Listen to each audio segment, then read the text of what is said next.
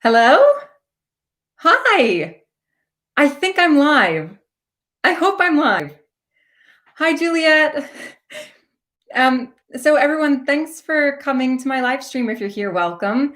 I turned 27 today at 12:06 a.m. So my birthday will be from 12:06 a.m. today to 12:06 a.m. tomorrow, because for some reason that's how I decided birthdays work.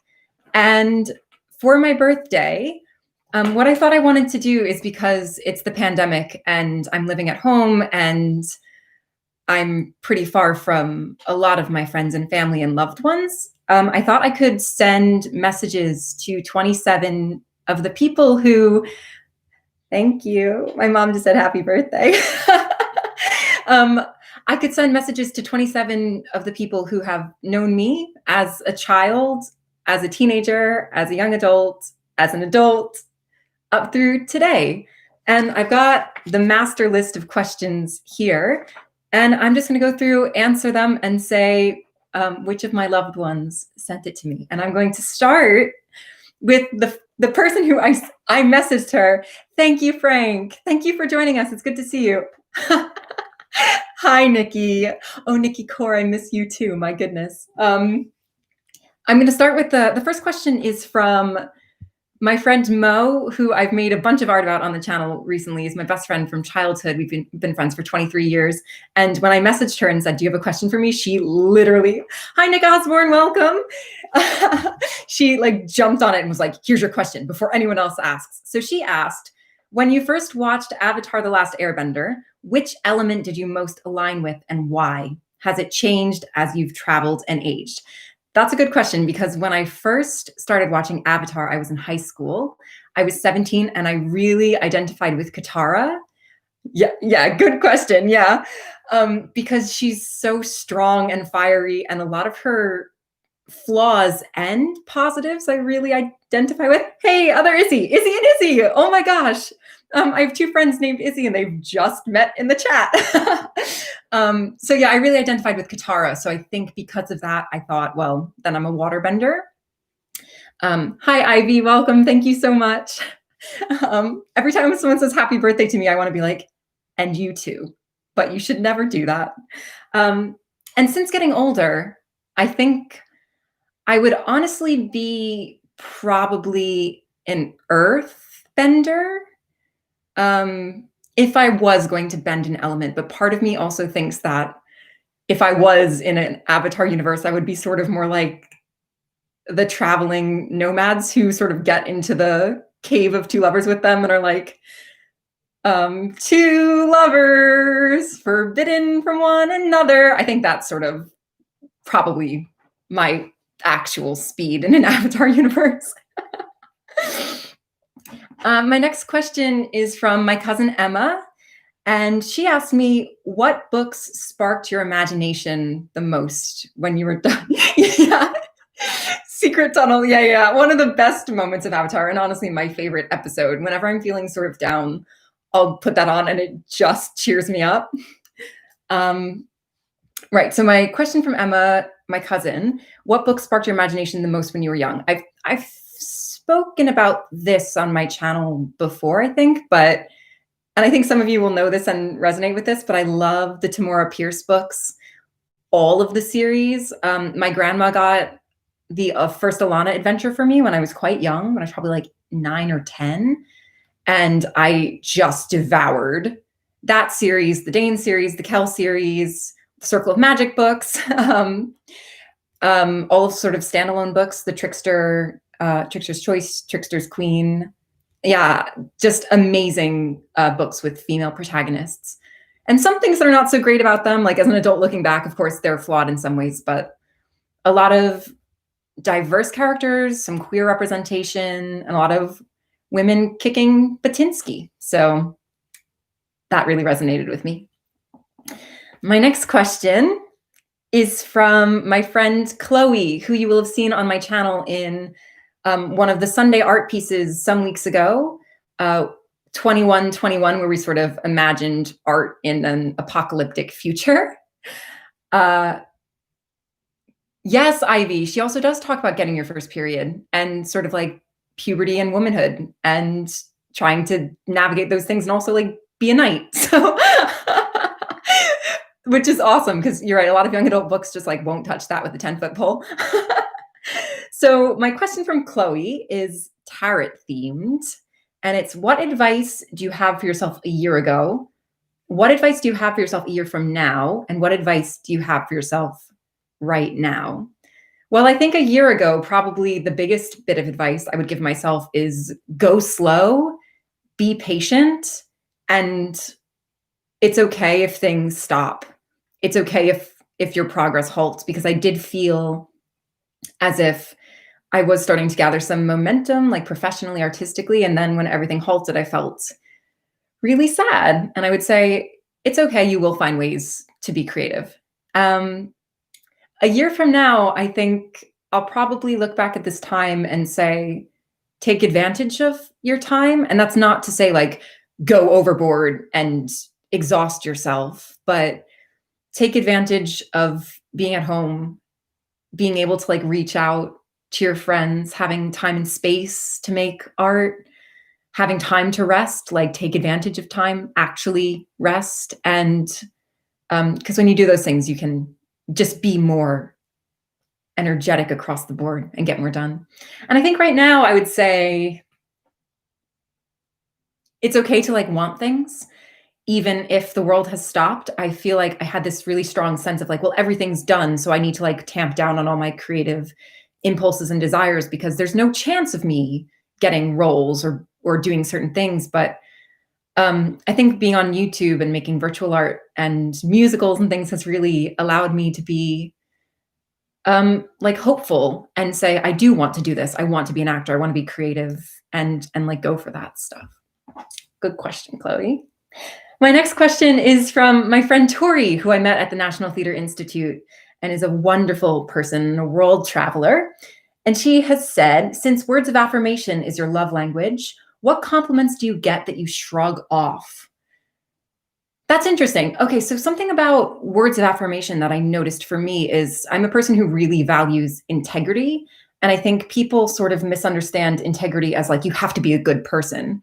But for me, integrity sort of relates to integration. It's like the integration of thought, morality, and action in the way you live your life. So I really value people who like think, speak, and act coherently and congruently.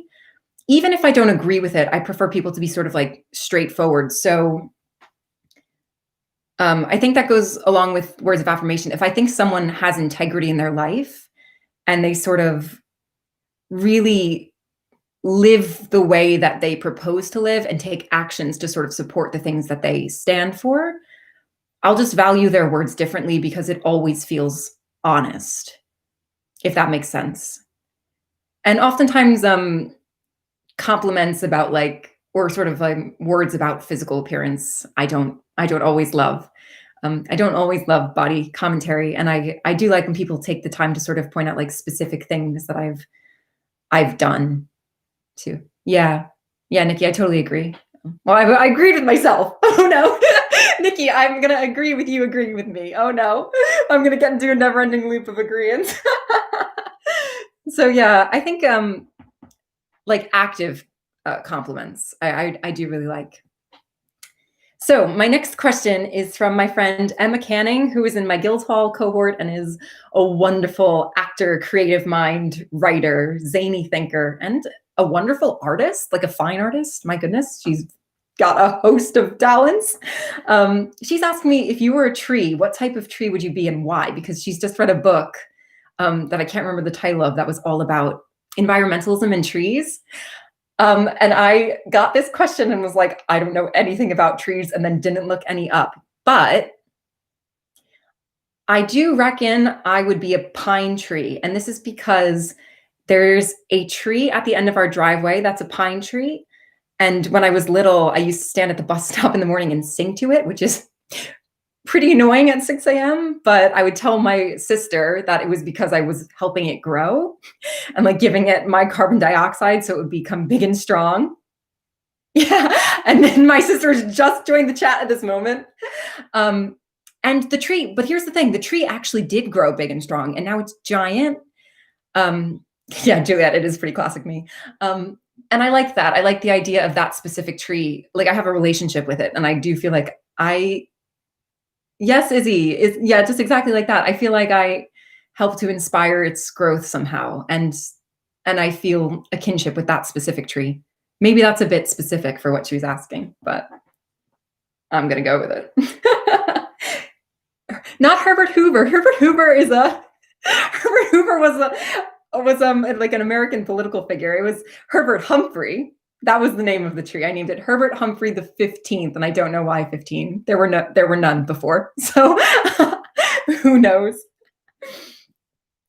Um, so this next question is from my friend Maya. We met at Williams, and she was in the year above me, and she is, she does things that I don't understand with like programming and things like that. And when she sees this, she's going to be like, Elena, please, I've explained this many times. But again, a wonderful friend, like a super wonderful person generally. And she's asked me if you could perfect your cooking of any single dish with all the working time being efficient and not a chore, and it always comes out delicious, what would it be?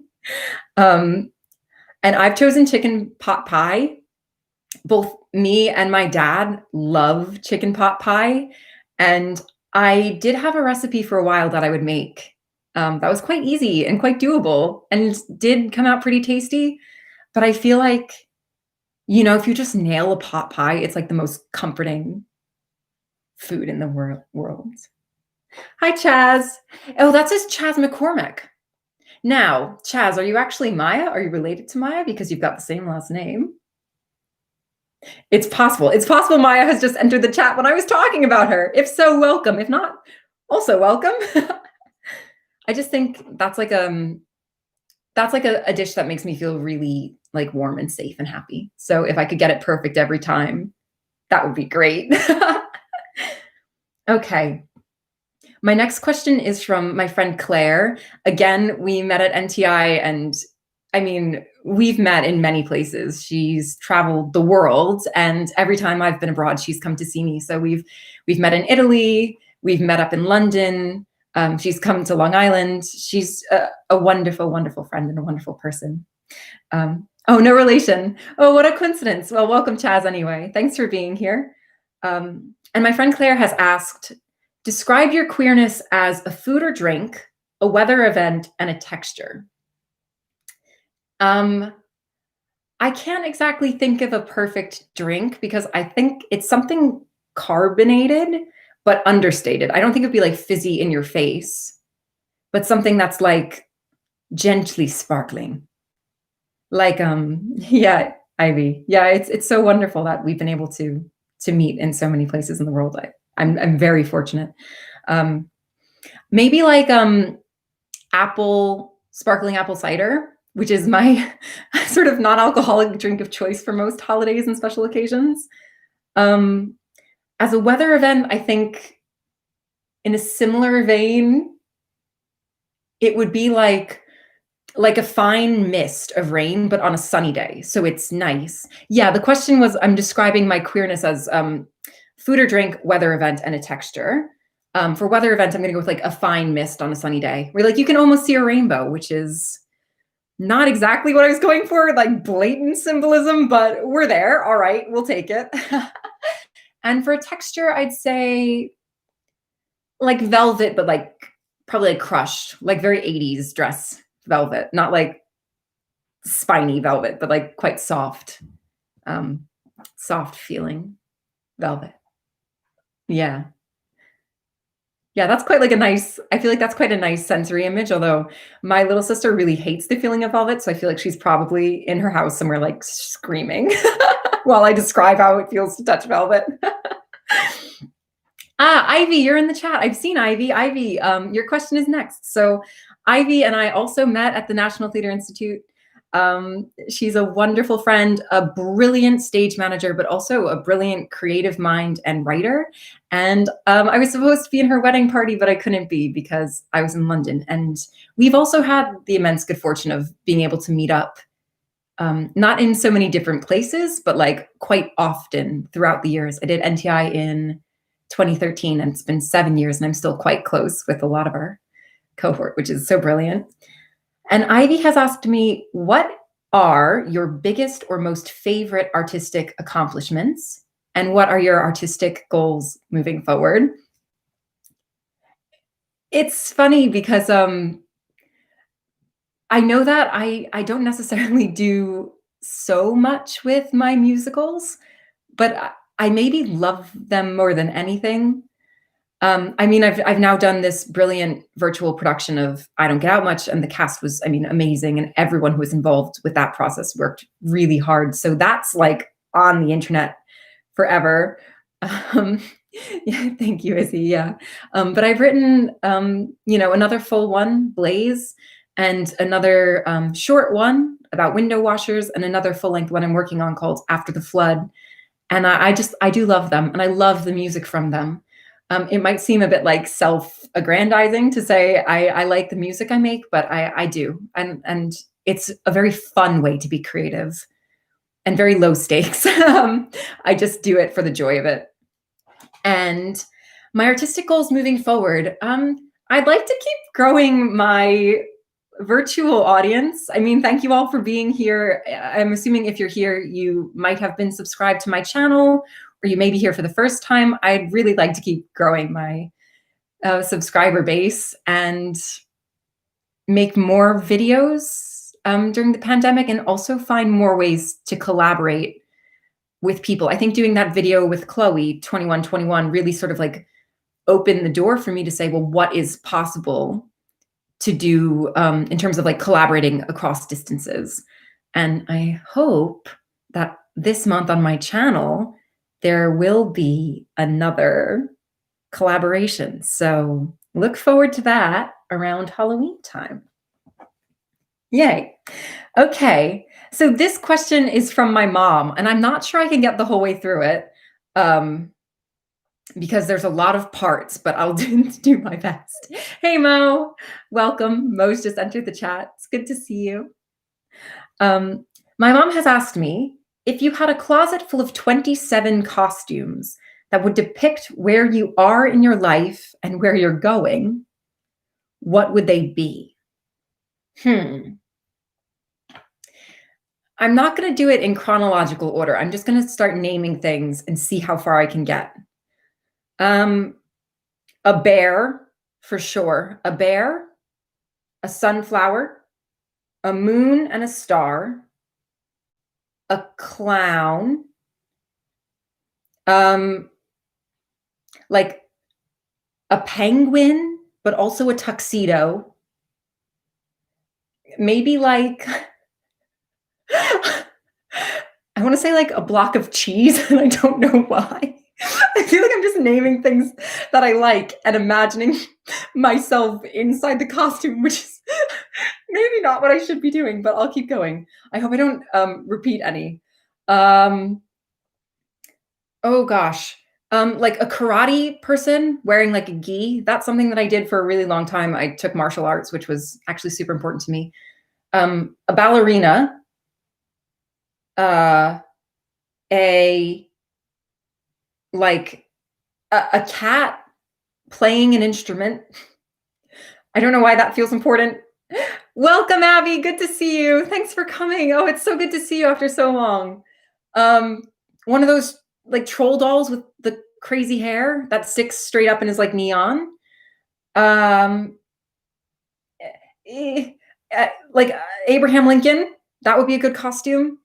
Like a silent film star, but a glamorous one, and also sort of like a Charlie Chaplin style one, but not Charlie Chaplin, maybe more like Buster Keaton. Someone who's wearing really tall shoes, like a fashion model wearing very, very tall shoes. A person with cowboy boots, but not a cowboy, so someone who lives in the desert, also a cactus. This is making no sense. This is a great question, though. I do love it. A mouse, a pillow, a sock, and another sock that doesn't match it.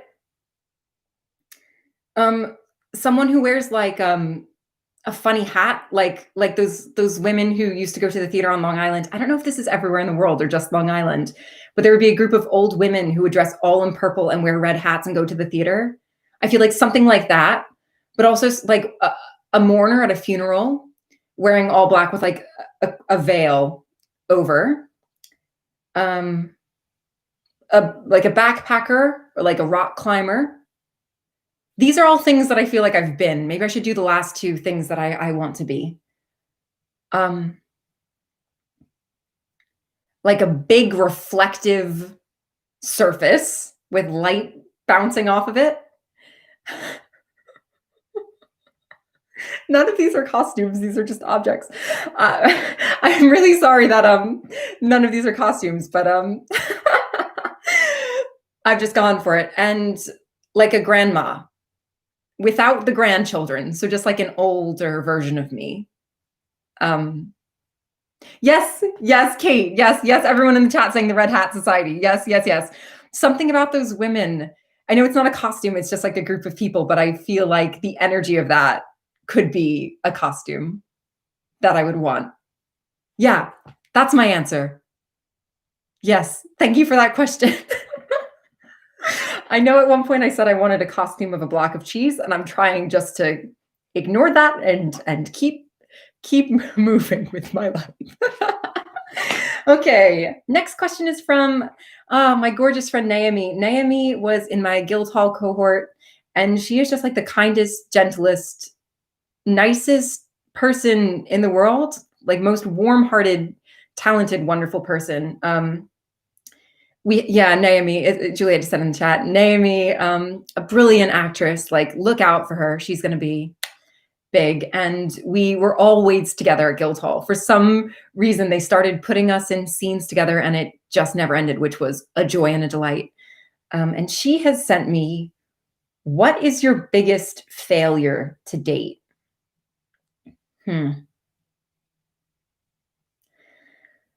That's tough. I mean, not because I haven't failed, because I definitely have failed. I think that I think it's hard to figure out how to explain this. I think like retrospectively, some of the biggest failures turn into big opportunities. I know everyone has probably experienced this where you want to get a role or you want to get a job and then you don't, and actually it opens up possibilities or you find another road. So I don't necessarily want to go that route. But I think like looking back, some of the things that still like stick in my heart that I'm most ashamed of are times when I was like insensitive or ignorant or hadn't like sort of educated myself enough to like engage with things like politically, socially. And those are things that like feel like proper failures, like things that really, really stick to me and I still think about. And I think the good thing about that kind of a failure that like still really sticks with me is that I actively think, well, how can I not do it again? And like, what is at the root of it? Where I think like some of the bigger failures in my life, the more like actionable things, it sort of like happened and then I could find a way out. And these are, you know, the failures that I think about. So probably those. And it's not really like a big failure, but like a collection of little things that, you know, you wake up at 2 a.m. and you're like, oh my gosh, I can't believe I said that. Even like things from when I was like 15 that I'd said it in high school in passing, that'll be like, oh, I can't believe I said that, or I had that viewpoint. Like, where was my brain? But, you know, you learn, you grow, and you do better. Yeah, totally, Nikki. Yeah, I totally agree. Things to work on. This next question is from John. John is a wonderful guy who I met doing theater on Long Island, who writes music and musicals, similarly to me. We linked up because I was looking for someone to help orchestrate the music for my new musical, After the Flood. And we're now writing a 10-minute musical together that should be premiering virtually sometime this month. So look out for that. And is a wonderful collaborator and a wonderful new friend. I'm very grateful. that we met, and he's asked me, "What was your happiest birthday and why?" I've had a lot of really wonderful birthdays, so this was sort of difficult to choose.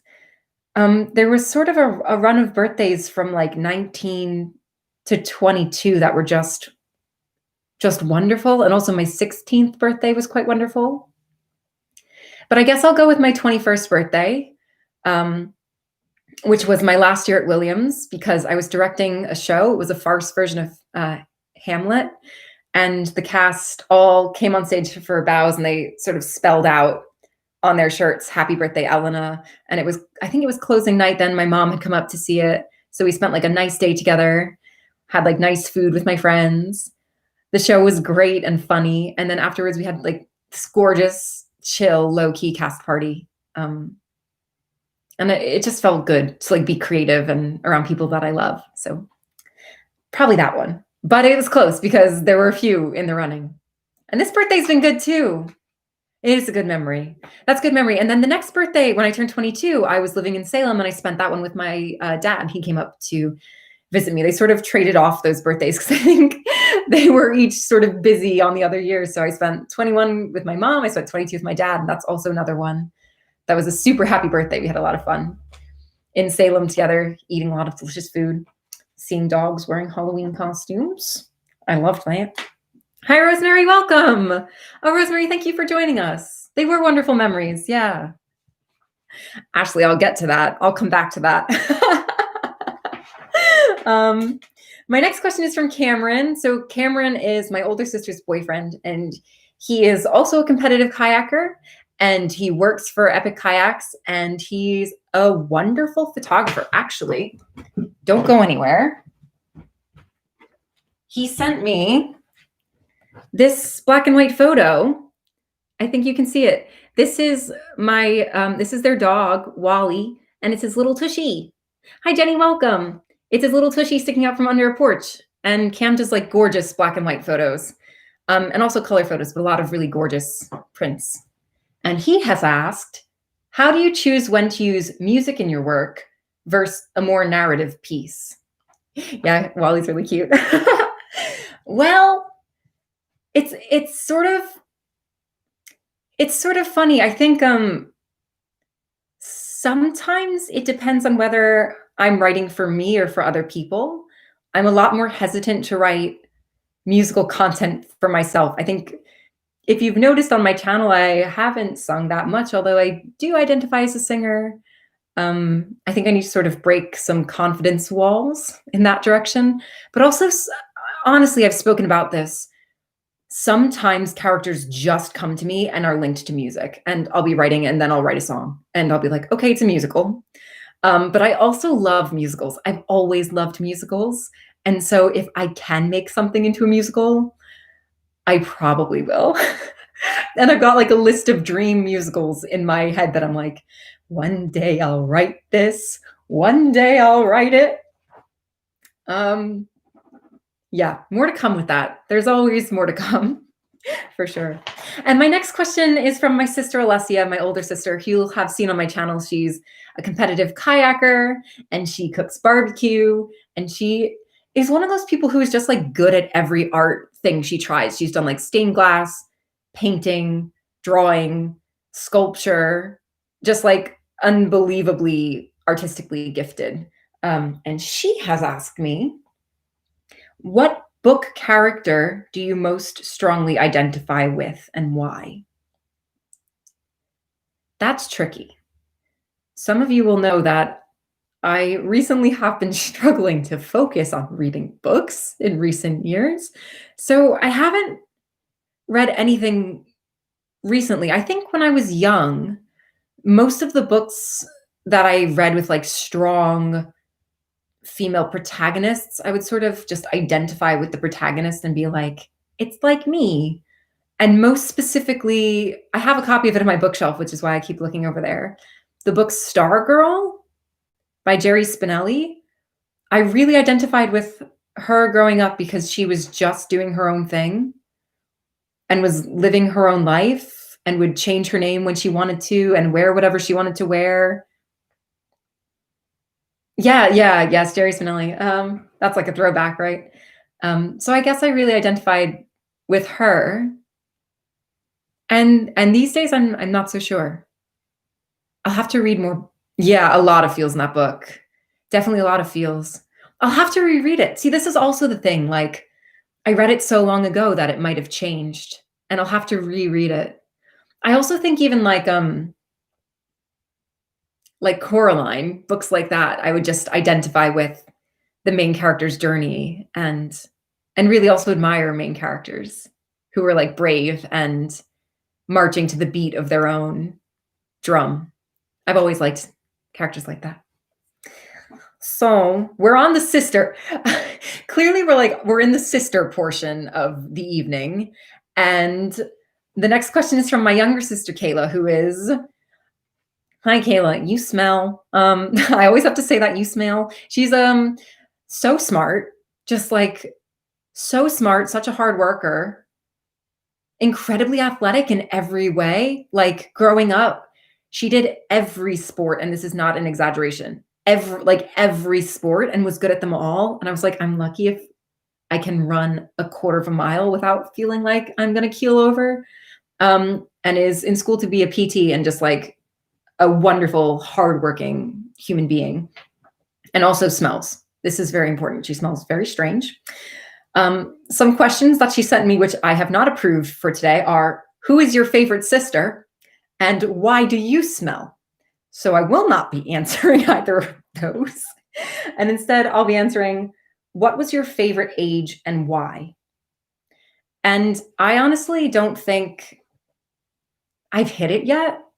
I kind of said this in my video this morning. If you watched that, I made a video sort of about some of my feelings on turning 27, and we'll sort of explain why I'm dressed in a veil today. Um, the older I get, the more I feel like me. And it's not that I felt less like me when I was younger, but I just feel like I know more and I've experienced more, and I'm adding. It's additive. Like every year is an additive thing. So maybe one day, if I make it to like 80, I'll look back and be like, ah, 27, what a standout year. But I reckon that would be because of like the events that occurred during the year rather than like the age specifically. And I think the older I get, the more I accrue memories. And that's precious. I find that to be very precious. I can like, even this year, having the pandemic, being at home, not doing as much as I might do, there are still a lot of really precious conversations and events that I'll be able to look back at and think, remember when I did that? That was really special to me. So, not necessarily like an age, but hopefully like a keep growing, if that makes sense. And my next question is from my dad. My dad got his question in this morning, so just under the wire in true Faverio fashion, running for the train at the last moment.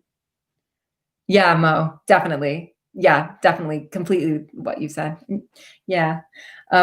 My dad has said, what are your most significant personal and professional accomplishments? So, um, I think personally, a lot of them will have to do with just becoming more confident in me. So, like, um, coming to terms with my queerness was a big one, and other aspects of my personality that I might have been struggling with when I was younger. Really growing to to see that there are multiple ways to move in the world. I think there are a lot of narratives that are sort of forced on us by society, or sort of really laid out as like, this is the way you're going to do things, or like, this is the path of least resistance. So if you follow it, it'll be easy. And if you want to go a different way, it may be difficult. And I think like sort of picking up the shovel or the oar or whatever sort of metaphor you want to go for. And I think everyone does this at some point in their lives. They realize that there is a thing or a part of their personality or something they want to do that may take them off the beaten trail, and finding those moments, becoming more engaged in activism, especially in the arts and in arts institutions, was huge for me, and something that was very difficult, but I really value as um, a personal thing, not because it's not an achievement. It's just something that I want to do and want to stand for. So things like that. Um, Things like that for personal achievements. Um, and as far as professional achievements, I think this spring was my first time being paid full time to act professionally, which felt massive. I was so jazzed about it.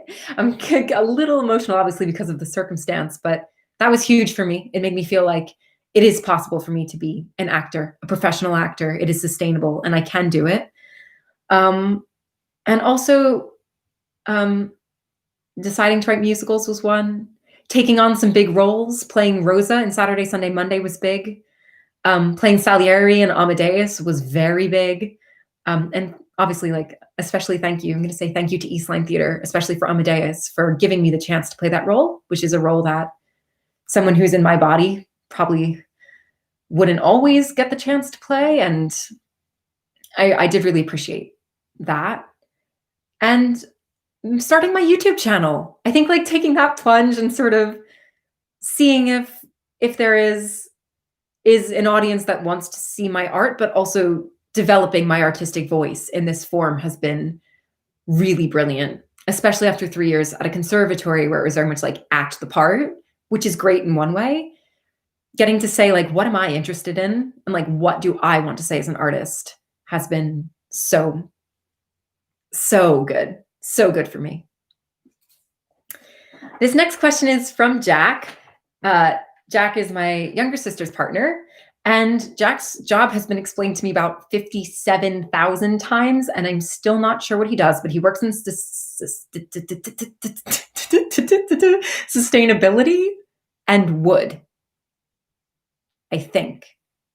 Jack, when you get to this part of the stream, please comment and tell everyone what you do. And Jack's great. I haven't had the immense pleasure of spending that much time in his company, but whenever I do, I always enjoy it. And he sends me really funny gifts out of nowhere, which I love. And I really enjoy those. And his question is, if you could go anywhere in the world, coronavirus accepted, where would it be and why? Mo, I don't know if I've ever said this to you, and I'm not sure if Mo is still watching at the moment. Yeah, Izzy and Wood. Yes. Wood. That's as far as I've gotten. I'm so sorry, Jack. I really will work on it. So I've never said this to Mo, or maybe I have in passing, but Mo, I've always really dreamed that one day you and I will go to Japan together. I'd really like to go to Okinawa because obviously, like, you've spoken about it, and I just think it would be a brilliant trip. And so think on it. Let me know what you think. I think that could be a really nice. Yes, oh, that would be amazing. It would be amazing. All right, you heard it here, folks. Me and Mo are going to Japan together. Confirmed. Yeah, that's it. I feel like the food would just be amazing, and the atmosphere, like, we'll make it happen. One day. Okay, this next question comes from CJ, who is one of my friends from high school, that sort of, I feel like, has really grown up with me and with Mo. We were always like a trio, sort of everywhere we went. Yes, our son. We'd like ride our bikes through the neighborhood and get into all sorts of trouble together. And he's just like the most upstanding guy you'll ever meet. Just like smart, down the line, well-traveled, knows everything, and is also like a great friend, and really goes out of his way to like do little nice things for me that I don't know if he knows that I appreciate them, like sending me little notes and things, but I really do, and always comes to visit me whenever he can on Long Island. So I really do appreciate him, and I'm so glad we've been friends for this long, to another like over a decade of friendship. And he has asked me, how has your queerness influenced your acting and the manner in which you empathize with the characters you portray? I think so unpacking queerness, like, as my identity, I think it's just really opened a lot of doors for me in terms of like viewing things with less labels, if that makes sense, or sort of finding alternative ways to relate to characters that I'm asked to play rather than like the sort of heteronormative ones like gender. Um, I I'm able to sort of disregard those because they mean less to me as a person, and just identify with the character and say like, well, it's me. Yes, exactly, Ivy. Like taking things out of the boxes they're in because those boxes won't fit me. I don't think they fit me. I'm not super interested in getting inside a box. Unlike my cat, who will sit in any box that she sees. That was a bad joke. It's my birthday. I can make it anyway. And just like, yeah, really like sort of dumping things out of boxes and like just spreading them out and seeing what's there. And I think it also really allows for unusual choices or unconventional choices, because I think oftentimes when directors or productions will be like, well, are you playing, you're a woman, and are you playing this character as a woman or a man? What they actually mean is, I think there are certain acting choices a woman can make, and there are certain acting choices a man can make. Whether or not that's like an intentional thing, that there are slight biases when you say that. Like if you're playing it as a woman, what does that mean? And for me, if I just say, well, that doesn't mean anything, I'm playing it as me. And what does that mean for me as a person, disregarding these ideas of man and woman necessarily? I think it allows me to sort of cross a lot of boundaries and be sort of more fluid. Thank you, Kate. Kate says it is never an inappropriate time to mention a cat in conversation. I think my cat would agree with that. I'm surprised she hasn't shown up at my door meowing to be part of the live stream, to be honest. So that's a great question. And I think there's honestly a lot more to be said with that. So I may revisit it. And maybe even in another video or an art somehow, because it is interesting, I think. And it has changed the way I act for sure. Okay, my next question is from Jenny. So Jenny and I met at Williams, me, Jenny, and Izzy. Ivy, I would, but she's not here yet. Ivy's asked to see my cat, but my cat's not here yet. If she shows up, I'll bring her in. She loved that. She's a huge diva. All right, so Jenny and I met at Williams. We were in the same a cappella group, and Jenny and Izzy, you weren't roommates freshman year, but you were in the same entry. I think that's right. So they were quite close. And then I was close with Izzy, and then Jenny and I ended up in the same a cappella group. So we all got close at some point and lived together our sophomore year and our senior year. And Jenny's just like, I don't know, one of the most impressive people I know in terms of just her ability to forge ahead and get stuff done and find a path and then be excellent. And that's not to say that she like overworks, like steps over people. She just knows stuff and works hard. And she's a booktuber as well. She's got a YouTube channel if you want to look her up. Her channel is insert literary pun here. So if you do watch BookTube, check her out. She's like unbelievable, just knowledgeable, funny, sarcastic, witty, just like a wonderful person and a wonderful friend. Just like Jenny, I miss you. Clearly, like this speech essentially sums up to like, I really miss you. Let's hang out after the pandemic.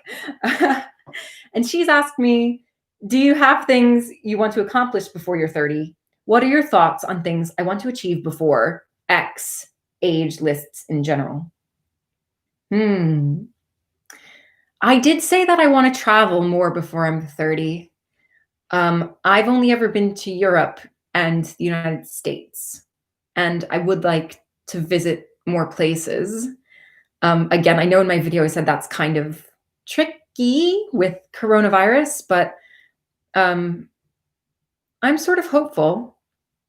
Besides that, there's nothing specific. I'd like to go back to London. For any of my London friends who are watching, if you're watching, I miss London and I miss you all. And I'd love to see you all and see the city. And then sort of vaguely, I'd like to, yes, Juliet, yes, definitely.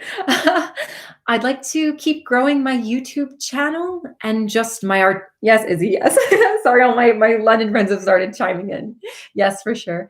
I'd like to keep growing my YouTube channel, but also just generally my artistic, creative expression, whether that's virtual, live, combinations of both and all. I've really been enjoying making things and making things that are totally generated by me, like written by me, created by me.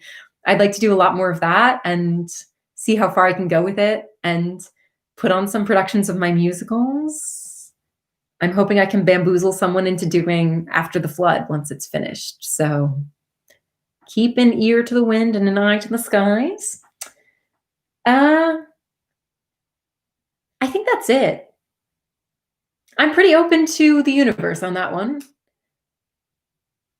Yeah, I'll just remain open to the universe and see. I had a director once who said about acting that you should imagine it like, sorry, I'm on an acting kick, but you know me, I've got to get there at some point.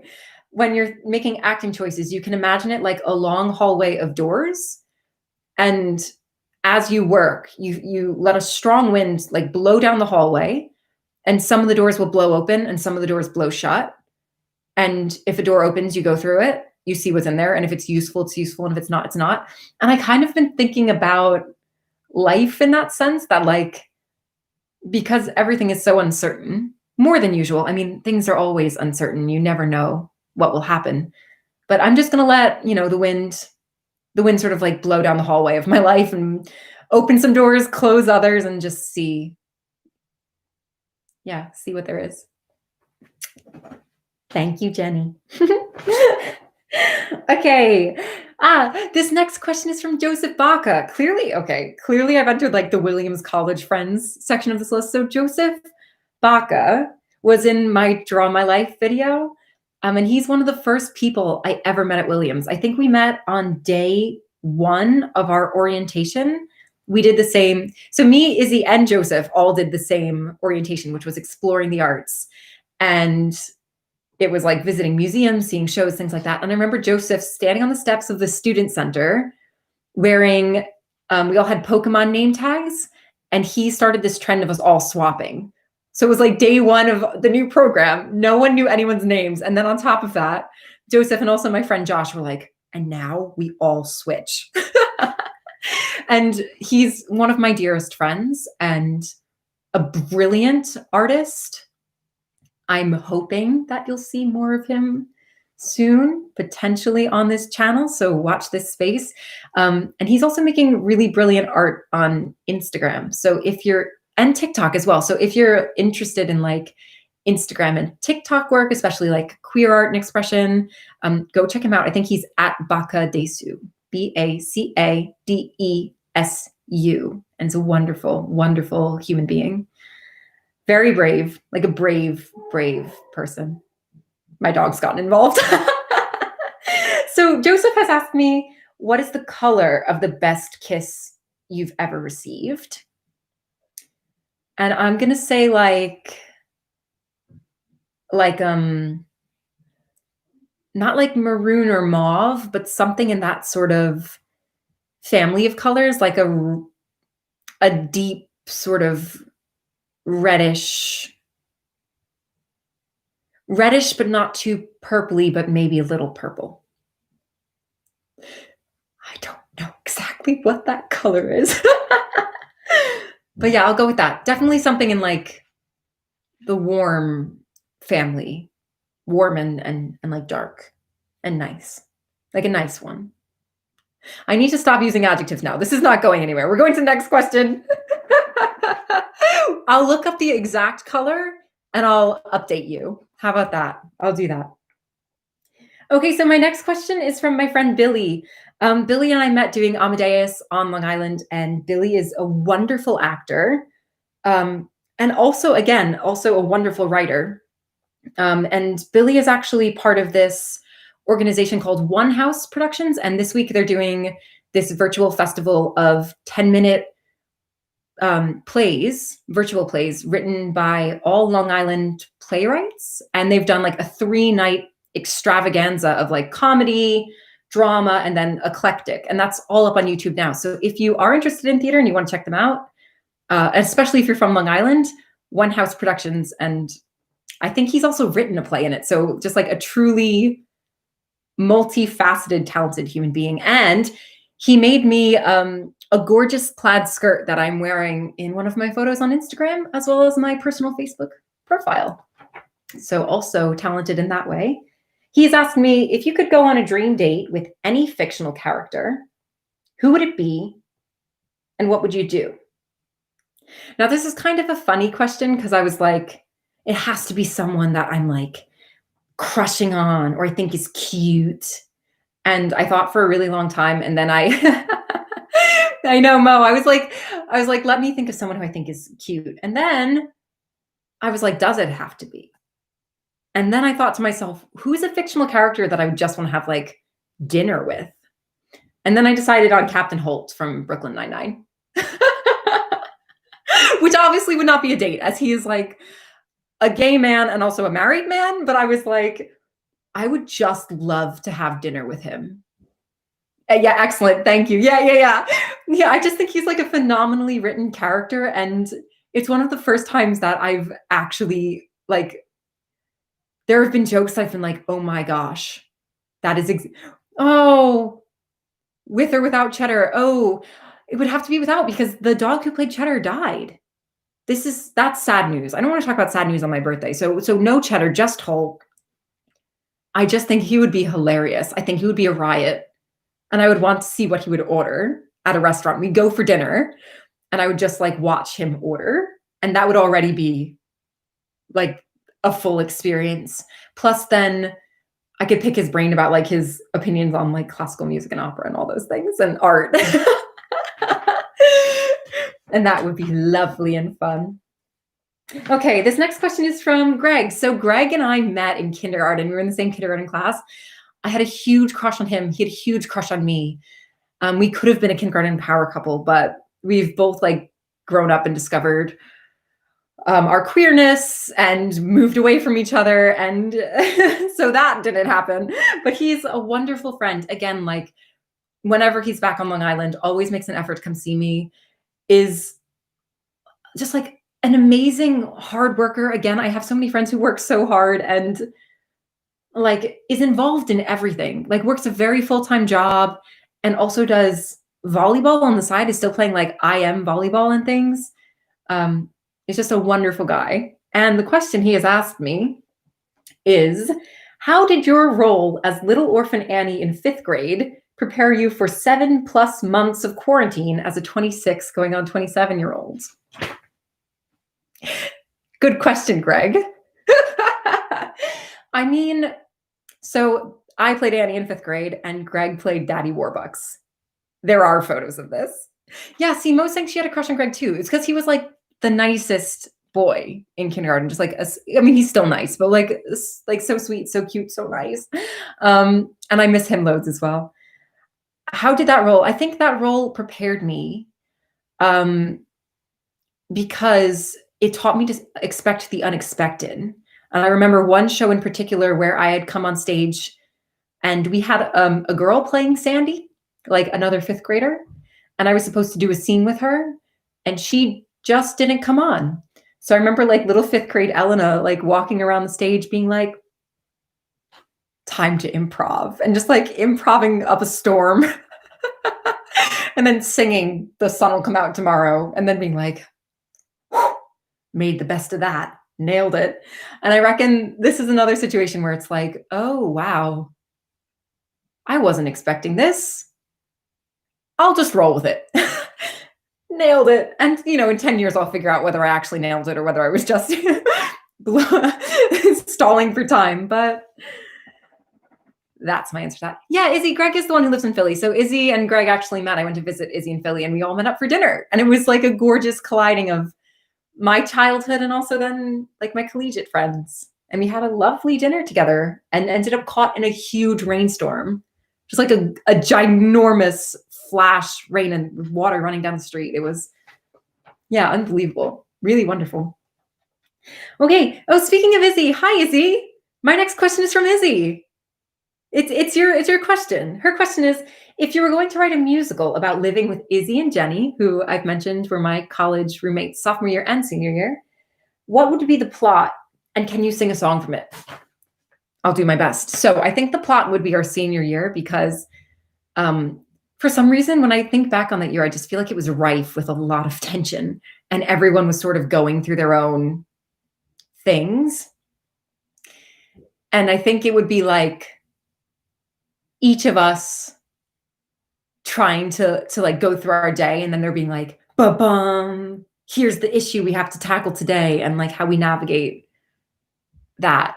And it would be about like overcoming obstacles, finding yourself, friendship, and like would end with us all graduating and like going out into the world and being like, we'll stay friends. And we have stayed friends. One of those sorts of stories.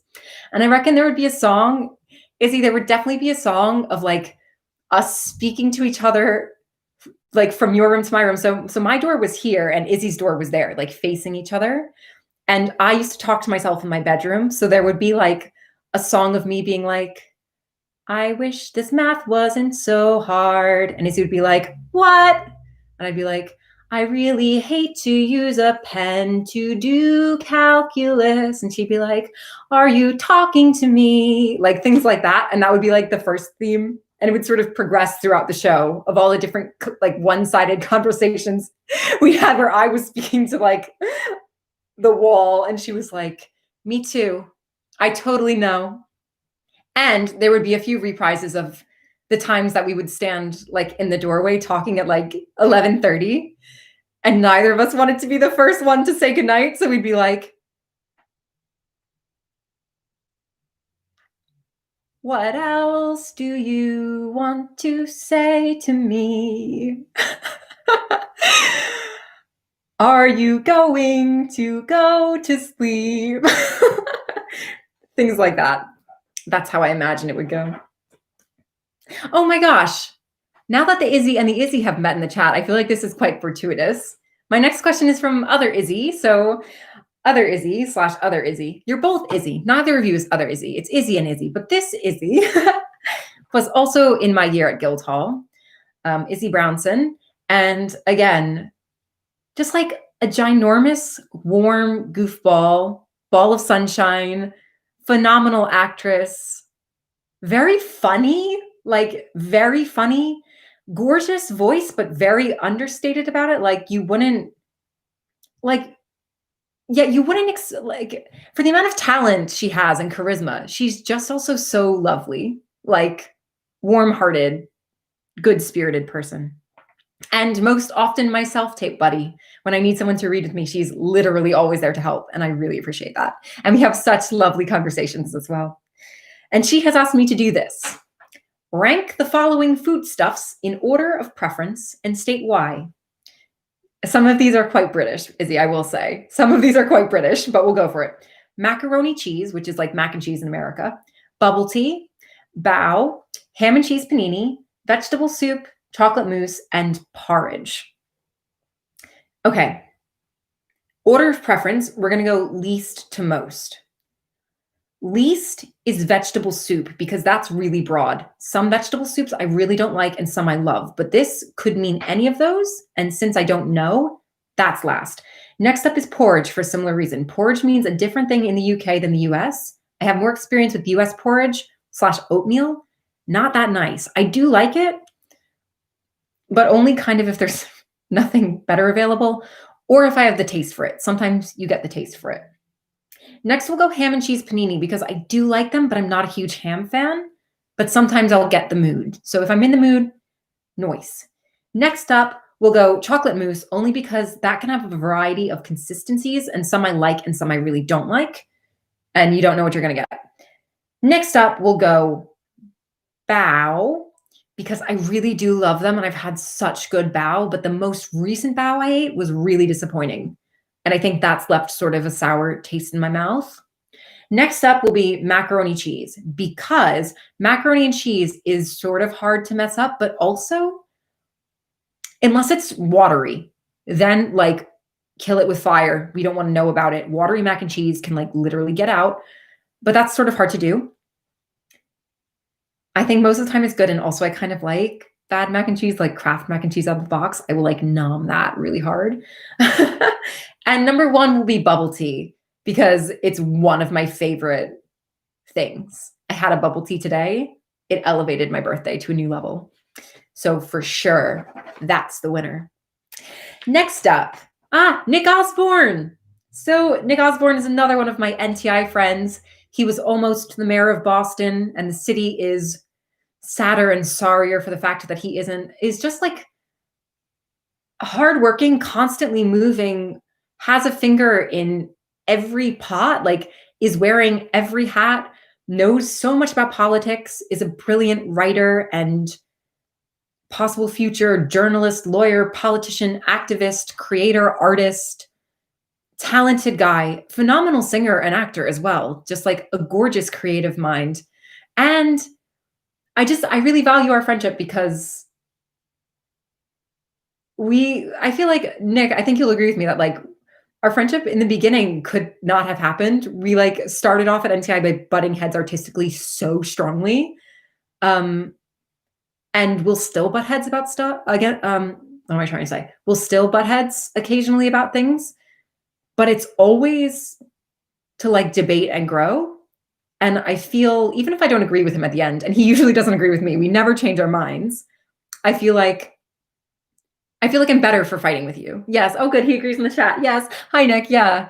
I feel like I learn things every time we fight, and I'm grateful for our fights and for the fun we've had. Walden Pond and Salem and Rocky Heart, all those things. And you've asked a few questions. I've gone with what is your favorite cookie, just because I want to talk about it, and I haven't had one in a long time. I don't say this that often, but my favorite cookie is actually like chocolate crinkles, like the dark chocolate ones with powdered sugar on, and they like kind of crackle and make like a nice thing. I love those. I used to have them for tea occasionally, like if you're on vacation. And I've never made them. I've never tried. I think they're so delicious. That's the answer. Maybe I'll try to make them soon because now I'm like, I should eat that right now. Okay, now we're getting close to the end. Thank you all for, I should say this as well. I'll say it at the end too, but thank you all for like hanging out with me on my birthday. This is really lovely and meaningful. So thank you. This question is from Deb. So Deborah was on my channel 2 months ago. I interviewed her for part of the Have You Met series, and she was in the year below me at Guildhall. And I introduced her in that video, and I'm going to do it again. A phenomenal actress. Thanks, Rosemary. Thank you for coming. Debs is a phenomenal actress, a phenomenally gifted singer. Again, if you like to follow creatives and artists on Instagram, check her out. Deborah Bahi, just like utterly gifted and just like a gorgeous, gorgeous human being, a gorgeous soul. And she's going to be big too as well. So remember that name.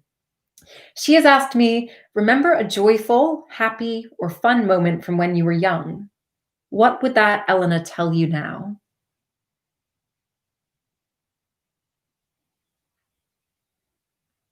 There's so many.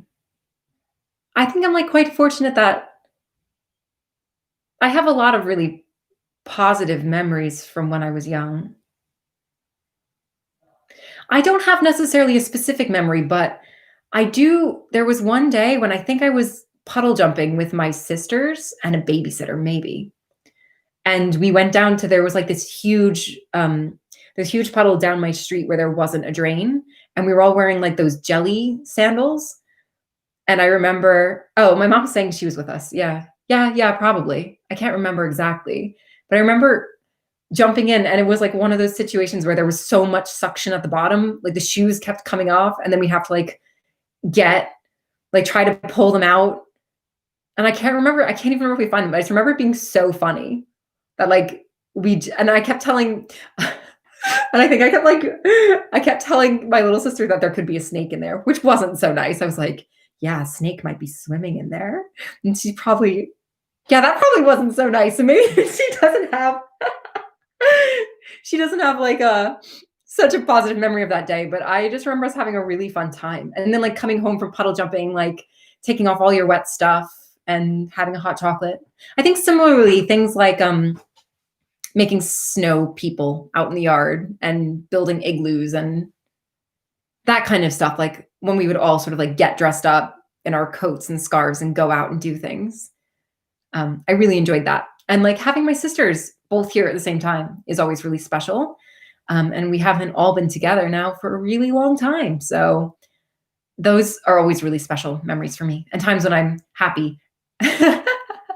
For sure. And I think that Elena would just tell me like, you're doing well. Like I think she would, I think young Elena would say, it's cool that I get to become you. And I think she would also say, enjoy simple things. Enjoy the time you have with your family when you're with your family. Really cherish the friendships that you have. And like go outside and get messy sometimes. And I think I have been doing that in quarantine. I keep trekking down to the park to film videos, and the town of Smithtown is like, who is this person? I always tromp down there wearing some bizarre costume, and then people start walking by and are just like, what is she up to? So I think all positive things. So actually for my last question, that's question 25. So for my last question, I actually have a surprise guest who I think is downstairs, who is going to come up and ask it live. I hear feet on the stairs, and I don't know what they're going to ask. So is it you? Come on in. Oh, hey, sorry I'm late. Oh my God. Are you? It's me. Sorry, I was Come sit. busy watching your the live stream. All right, so this is my friend Nikki. Are you? What's happening? I was when I heard you talking on the live stream, I started coughing because I coughed on a pumpkin seed. So this is my Hello. friend Nikki. Nikki and I met in the summer of 2015. We were both counselors at the New York State Summer School of the Arts for theater, and we've been friends now for 5 years. We met in London one time. Where else have we met? Long Island. Long Island. The city. Yes. The city. Wow. What a great first impression. Well, today we've been like carving pumpkins and generally having birthday fun. Absolutely. And Nikki's been wearing this hat literally since like 9:30 in the morning. So Yeah. I've been admiring his commitment to the birthday fun. And do you have a question for me? I do. It's kind of a meta question. Oh no. I think that you can tell a lot about a person based on the company that they keep. And the fact that, over the past 25 questions, I've not only have gotten to know a lot about you, but I've come to learn about the people in your life. Based upon the company that you keep, your friends and family, how does that reflect upon you?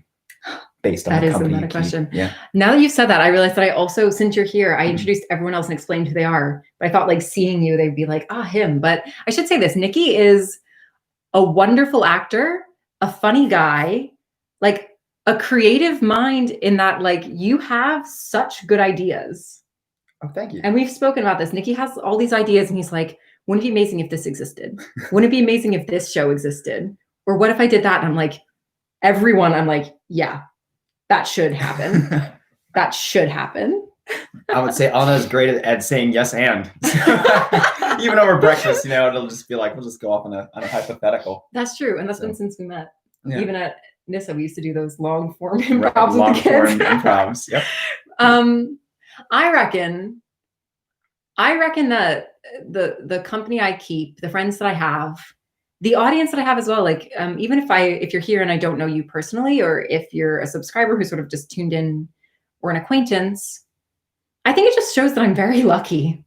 I mean, I'd like to say like, it shows that I'm a kind person or a warm person or a talented creative person. And I think I do have friends who are creative because I work in the creative arts, and I do have friends who are warm-hearted and generous and giving and intelligent and brave. And progressively minded and looking for solutions and want to tackle problems. I would say all of those things, but I don't know if it shows anything about me besides that I'm like super fortunate. I'm like super, super fortunate to have met the people that I met, because, you know, anything could be different. We could have missed each other at NISA because, Right. well, you were there longer than me, but one of us couldn't have gone that year. Right. Or I could have gone to a different college, or I could have not been accepted to Guildhall. And for my life to have taken the path it took, I have some agency in that, but also I've just been like super blessed. Yeah. And I will say this, I am pretty good at like staying in touch with people. Yeah. That's the other thing. Very true.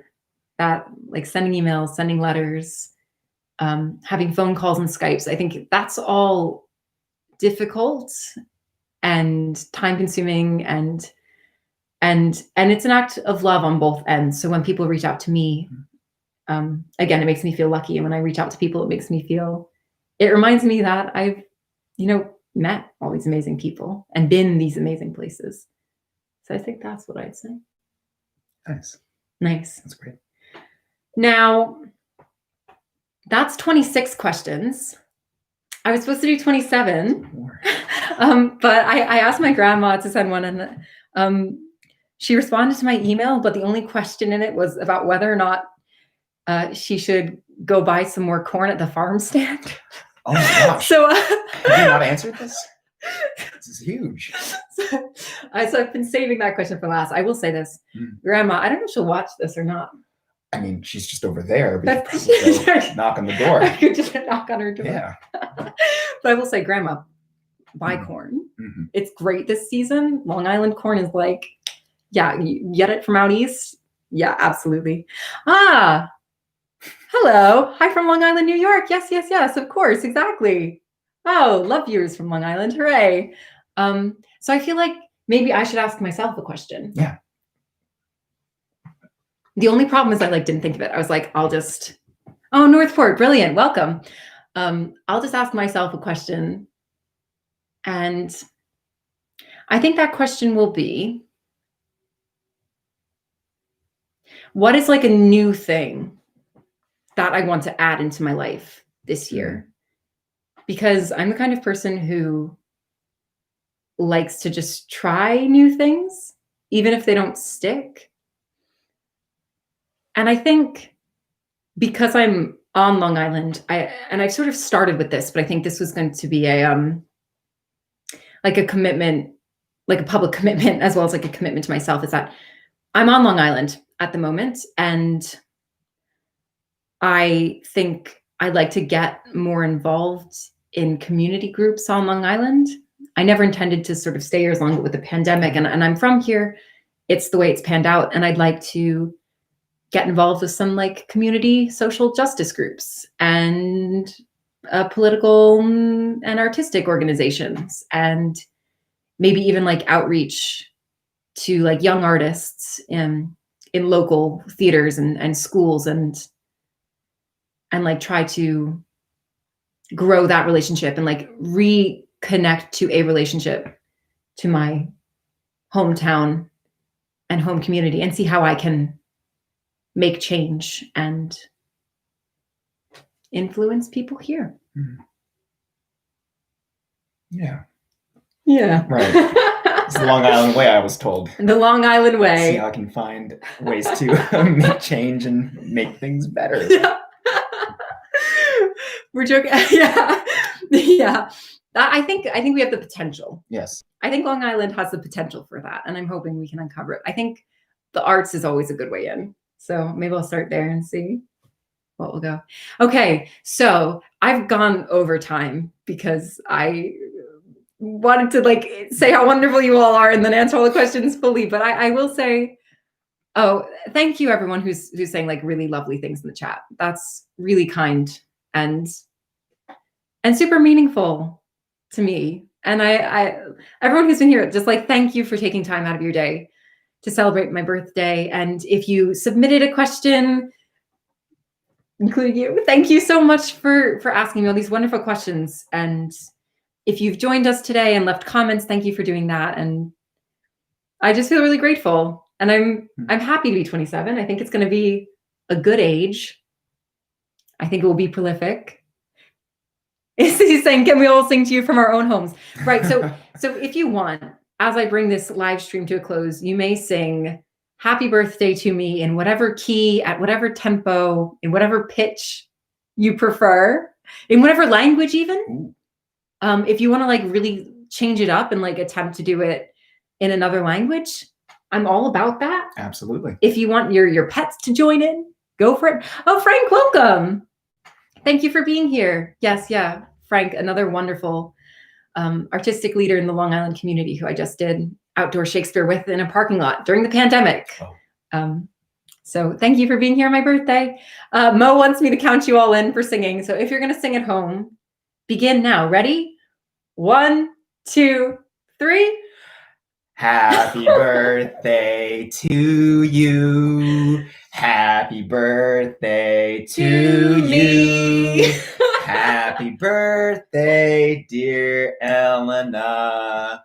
Happy birthday to you. That was fantastic. My God. I just go lie down for I just go like sleep for the next 27 years. Okay, everyone. Thank you all for coming. Thank you all for singing. And I will see you in the next video. Bye-bye. Bye. Bye. Yay.